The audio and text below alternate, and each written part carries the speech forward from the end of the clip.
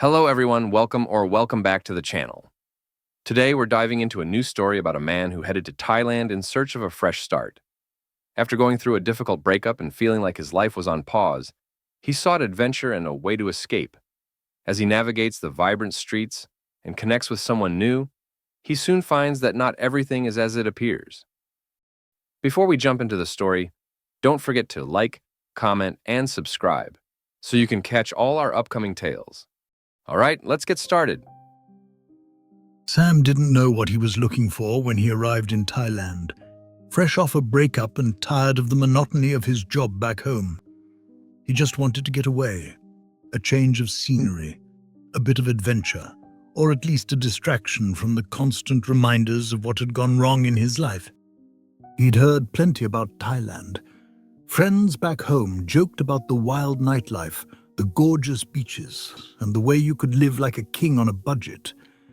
They made it sound like paradise, so he booked a one-way ticket, figuring he'd stay until he ran out of excuses to leave. When he landed, the humidity hit him immediately, a wall of thick, warm air that seemed to cling to his skin. Bangkok buzzed with life, a constant swirl of sounds and smells. He found his way to a hostel on a busy street, excited to meet other travelers and hear their stories. That first night, the city felt electric. Neon signs blinked from every corner, street vendors shouted out offers for steaming bowls of noodle soup, and the beat of music spilled out from bars, mixing with the honking of motorbike horns. Sam wasn't entirely sure where to go, but he wandered along the busy streets, soaking it all in. Soon enough, he found himself at one of those bars he'd heard about. It was dimly lit, the kind of place where the music was just loud enough to mask conversations. The air was thick with cigarette smoke and the scent of cheap cologne. Behind the bar, rows of neon-lit bottles glowed like candy-colored potions, and scattered around were groups of tourists who looked like they were here for the same thing Sam was, a taste of something different. Sam ordered a drink and settled into his seat, observing the lively scene unfolding around him. It didn't take long for a woman to approach. She had long dark hair, bright eyes, and a wide smile that seemed to light up her entire face. Her name was Malee, and she spoke English with surprising fluency. There was an ease about her that immediately put Sam at ease, drawing him into a conversation that flowed effortlessly. They started with the basics, Sam's background and Male's upbringing in a small village in northern Thailand, where life was both simpler and more difficult. Her voice had a way of pulling him in, and he found himself leaning closer as she shared details of her life. As the drinks kept coming, so did Sam's stories. He opened up about his life back home, his job, and his recent breakup. Malee listened with what seemed like genuine interest, her nods of sympathy encouraging him to continue. When he mentioned that his ex had left him for someone else, Malee touched his arm and gave him a look that, for the first time in months, made him feel seen again. As the night progresses, Sam begins to sense that there was something special about her. When it was time to pay the tab, he found himself picking up the bill for both of them and even slipping Malee some money for a taxi ride home. It was just a thoughtful gesture, he reasoned. He was on vacation, and being kind didn't cost much. He didn't take her back with him that night, as it was already late, but they agreed to meet again the next day. This time, it was Malee who suggested they go somewhere different, away from the tourist bars.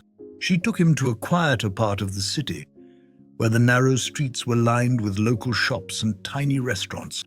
They sat together in a small cafe, sharing a plate of spicy papaya salad that made Sam's eyes water and his lips burn. He laughed through the heat, and Malee teased him, calling him Farang in that playful way he was starting to recognize meant foreigner. He liked how easy it felt to be with her. There was no pressure, no expectations.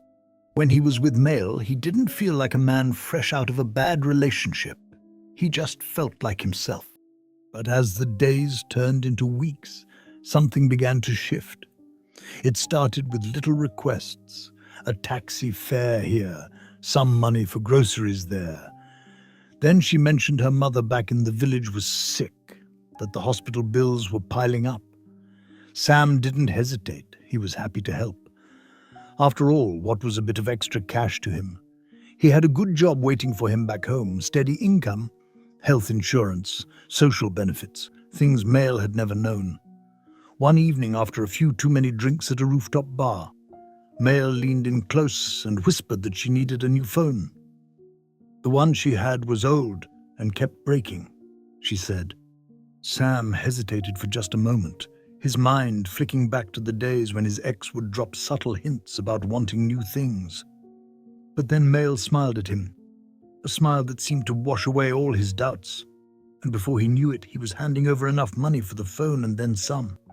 A few days later, during a dinner at a bustling restaurant, the illusion began to unravel. Steam rose from the hot pots on the tables around them, creating a lively atmosphere. But Sam noticed that Mail's attention seemed elsewhere.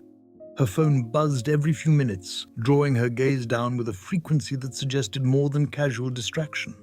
Each time, she quickly checked the screen before setting the phone aside again. Sam couldn't ignore the growing unease. It became clear that her preoccupation wasn't a coincidence, and the explanation she offered carried a troubling weight. She mentioned it was a friend who had been contacting her, a helpful person who provided support when needed. The realization hit Sam hard. He wasn't the only one in her life offering help. What he had taken for a special connection was now revealed to be far more transactional, with others playing the same role he thought was uniquely his. He saw now that he had been naive, caught up in the belief that their relationship had been chosen for something deeper. Instead, he was just another person in a rotation of friends providing assistance to help Mail get by. The realization hit him hard, like a punch to the gut. He had let himself believe in the illusion because it was easier than facing the truth. He wasn't her boyfriend. He was just another tourist passing through, another opportunity for her to make ends meet. That night, Sam lay awake, staring at the ceiling of his hostel room. He felt foolish, but more than that, he felt used. He tried to remind himself that life in Thailand was different, that people did what they had to do to survive. But it still stung to know he had let himself be played. He decided it was time to confront Mail and seek some clarity, even if the answers might not be what he wanted to hear. They met the next afternoon at a quiet park, where the noise of the city seemed to fade into the background, allowing the conversation to unfold in an atmosphere of uneasy calm. Sam asked directly if there were others, other friends who were providing support for her. Mail didn't deny it. Her expression was a mix of resignation and defiance as she acknowledged the truth. There were indeed others, she admitted softly, explaining that she had to do whatever was necessary to get by. The honesty cut deep, offering clarity but also stirring a painful realization. Sam felt a surge of anger, not directed at Mail, but at himself. How had he let this happen? How had he fallen so easily into a role that he wasn't even aware he was playing? He told her that he couldn't keep doing this, that he wasn't going to be someone's ATM. Mail listened, her face calm, as if she had heard these words before from other men. There was no shouting, no dramatic goodbye. When Sam turned and walked away, Mail didn't try to stop him. She just watched him go, and he wondered if she felt anything at all. For the next week, Sam kept to himself. He wandered through markets, explored temples, and even took a trip out of the city to the quiet beaches on the coast. He tried to forget about Mail, but every so often, he would catch sight of a couple that reminded him of them, a young Thai woman and an older foreign man, sitting together in a bar or walking down the street. He wondered if their story was like his, if they too would eventually realize that what felt like love was just another kind of transaction. But something unexpected happened during those days on his own. As the initial hurt began to fade, he started to see things differently. He thought about the stories Mail had shared about her life, about growing up in a poor village and coming to the city because there were no other options. He thought about the sacrifices she had made to support her family, and the realities of a life where survival often came before sincerity. He didn't forgive her for the deception, but he began to understand why it happened. Sam didn't leave Thailand bitter. Instead, he left with a kind of respect for the resilience it took to make it here, where the line between what was real and what was just a part of the game was often blurred. When he boarded the plane to go back home, he knew he was different from the man who had arrived. He had learned not only about another culture, but about himself, about the things he wanted and the things he needed to let go of. As the plane ascended into the sky, he took one last look at the sprawling city below. The bright lights of Bangkok stretched out like a web, and somewhere down there, life continued as it always had. He closed his eyes, and for the first time in a while, he felt like he could finally leave his past behind.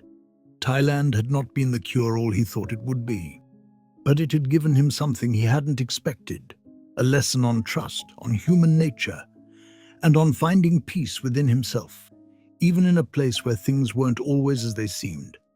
He had learned to see through the bright smiles and warm words, to understand when someone was being genuine and when they were just playing a role.